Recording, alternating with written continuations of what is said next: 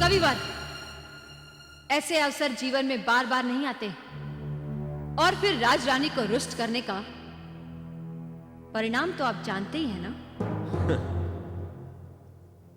भद्रे, आप प्रलोभन की ओट में हमें भय दे रही हैं। हम इस राज्य की महारानी हैं कविवर। हमारे एक इंगत पर राजा रंग बन सकता है तो रंग राजा। हमारा एक हाथ किसी को भी पद अलंकारों से आभूषित कर सकता है तो दूसरा हाथ किसी को भी दंड दे सकता है। हम समस्त प्रजा की स्वामिनी हैं। देवी, राजपद की शपथ में आपने कहा था कि आप प्रजा का संरक्षण प्राणों की भांति करेंगे और प्रजा के स्वतंत्र जीवन पर आपका कोई अंकुश नहीं होगा। परंतु राज आज्ञा की अवज्ञा करने वाले को दंडित किया जाता है, यह आपको ज्ञात है या नहीं? अकारण प्रजा को दंड देना राजधर्म नहीं होता देवी। इसे तो राजमद का दंभ और दुराचरण कहा जाएगा। कविवर, राज रानी के सम्मान की अवज्ञा कर धर्म की थोती शिक्षा देने का साहस मत करो। कवि का धर्म निर्भीक होकर सभी के जीवन में आदर्शों का जागरण करना होता है। फिर राजा प्रजा सभी उसके लिए एक समान होते हैं। कविवर, याद रहे देवी, हम सब तो भाग्य के पुतले हैं। सभी दिन समान नहीं होते। बड़ों बड़ों के साम्राज्य क्षण भर में समाप्त हो जाते हैं। फिर आप क्या हैं?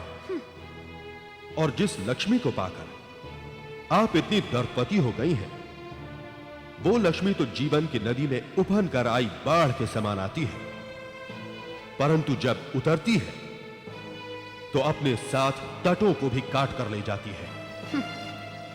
और तुम्हारी सरस्वती, तुम्हारी कविता, उसका तो कहो। वो तो भीतर ही भीतर बहने वाली शीतल अमृत की धारा है देवी। वो तो अंतर मन को तृप्त करती है।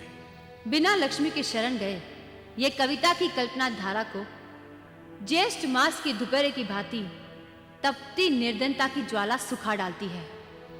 और जैसे फटी धरती आषाढ़ के बादलों को तकती है, वही दशा हो जाती है कविवर, समझे? मत भूलो देवी, जो पानी ज्ञानमयी धरती की शरण में था, वो आकाश की ऊंची गोद में उसे ही अपना सर्वस्व समझकर जा बैठा। परंतु कुछ ही काल में उसके अहंकार को चूर कर वायु का झोंका उसे धरती पर फेंक देता है। ऐसे ही गति लक्ष्मी की है। अतः अपने जीवन के इतिहास को भविष्य की प्रेरणा बनाना चाहिए। ओह, तो आपका बीता जीवन आपकी प्रेरणा बना हुआ है? हां, निस्संदेह। जिस प्रकार आप किसी कृपा से एक तुच्छ लकड़हारिन से राज रानी बन बैठी हैं, मैं भी उसी प्रकार किसी अदृश्य अनुग्रह से एक मूक गूंगे प्राणी से विद्या सागर बना हूं। अतः उसी कृपामयी माता सरस्वती को समर्पित हूं। किसी राजलक्ष्मी के अहंकार को नहीं।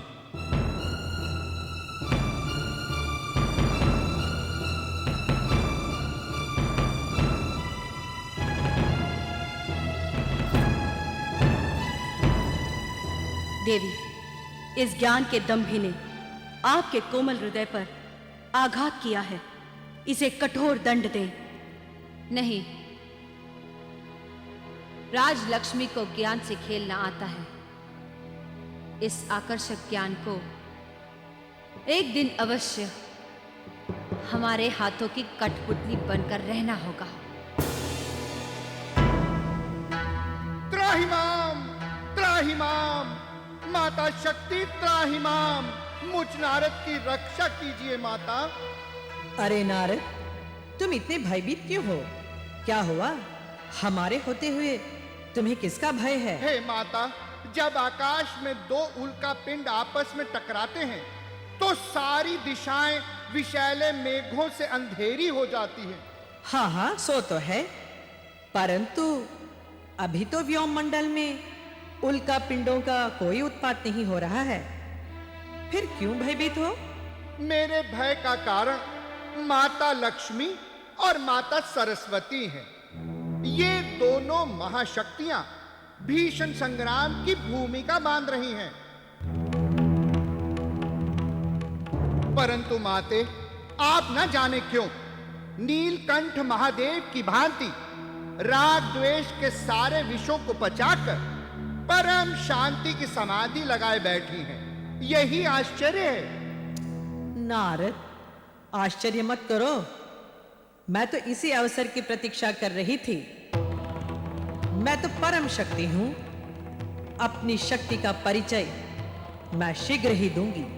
हे माते, आपके रौद्र रूप के दर्शन कब होंगे? वैसे भी आपके इंद्रधनुष की भांति टेढ़ी त्रिकुटियों के दर्शन को युग बीत गए। नारद, रण के लिए किसी रणभूमि की आवश्यकता होती है, और वह रणभूमि उन दोनों देवियों ने मिलकर राजलक्ष्मी के राज्य में बना दी है। अब तो हमें केवल अपना डमरू बजाना शेष है। तो माता, अपना डमरू शीघ्र बजाइए ना। घमंड के मद में चूर बनी माता सरस्वती और देवी लक्ष्मी के अहंकार पर अपना अंकुश शीघ्र लगा दीजिए, अन्यथा संसार का विनाश हो जाएगा। परंतु माता, एक निवेदन है। निवेदन? कैसा निवेदन? वो दोनों बड़ी प्रबल शक्तियां हैं माते। एक वैष्णवी शक्ति है तो दूसरी ब्रह्म शक्ति। नारद, क्या तुम भूल गए? दक्ष यज्ञ विध्वंस के अवसर पर मुझ शिव शक्ति के आगे वैष्णवी शक्ति और ब्रह्म शक्ति दोनों मुंह छुपाए भाग रही थी। परंतु दक्ष यक्ष के विनाश जैसा हाहाकार मत मचाना माते। मैं आपके पैर पड़ता हूं। नारद, बस देखते जाओ। सरस्वती का वो विद्यासागर और लक्ष्मी की वो राजलक्ष्मी थर थर न कांपे तो मेरा भी नाम महाशक्ति नहीं। श्रीमान महामात्र जी, हे ज्ञानदेव महाराज, श्रेष्ठ गण और मेरे वीर साथियों, हम सब इस राज्य के सच्चे सपूत हैं। हमने इस राज्य के उत्थान के लिए क्या नहीं किया। मेरे इन वीर साथियों के आत्माभिमान पर मुझे गौरव ही नहीं, सदैव अहंकार रहेगा। राजा के संकेत पर कितनी ही बार हम सब अपने प्राणों की आहुति देने पर कटिबद्ध रहे हैं, परंतु हमें इस बलिदान का पुरस्कार क्या मिला? कहो वीरों, कहो। पुरस्कार में हम सबको उपेक्षा, अपमान और अवहेलना ही मिली है। हम तो आपका मुंह देखकर मुंह सिए बैठे हैं, अन्यथा आपने और हमने मुंह नहीं खोला। इसी का दंड तो हम सब भोग रहे हैं। राजा ने मुझ जैसे ज्ञानी की उपेक्षा की। उसने मेरे स्थान पर उस मूढ़ वाचस्पति को इतना बड़ा मान दे दिया।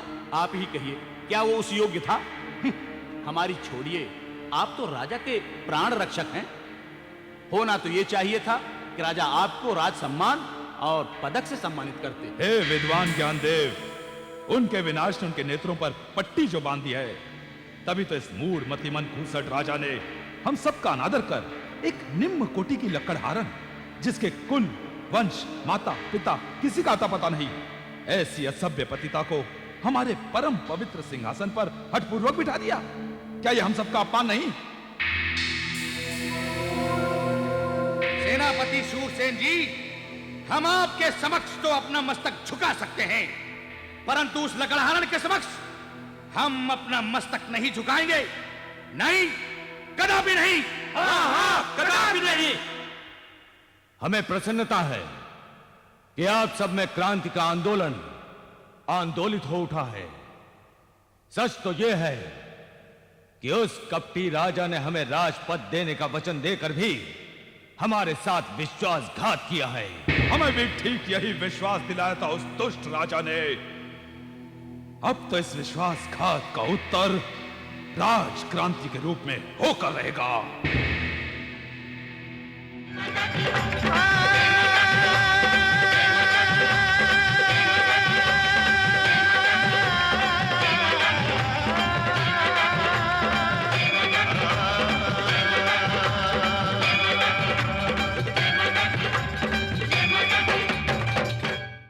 Cinevista is now on YouTube. Like, share and subscribe for more.